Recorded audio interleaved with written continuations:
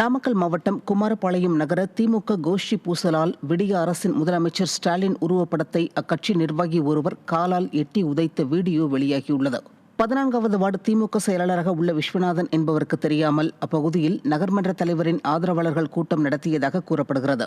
இதனை தட்டிக்கேட்ட விஸ்வநாதனை நகர்மன்ற தலைவர் விஜய் கண்ணனின் ஆதரவாளர்கள் தாக்கியதாக சொல்லப்படுகிறது.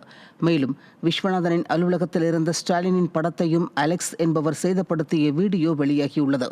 இந்த நிலையில் இதுகுறித்து திமுக நிர்வாகி ஒருவருடன் வார்டு திமுக செயலாளர் விஸ்வநாதன் புலம்பும் ஆடியோ வைரலாகியுள்ளது.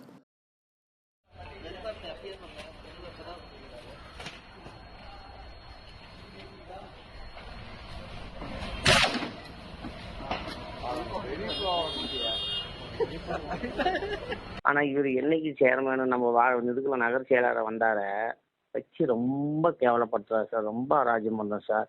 என்ன என்னெல்லாம் வார்டு செயலாளர் இருக்கக்கூடாது.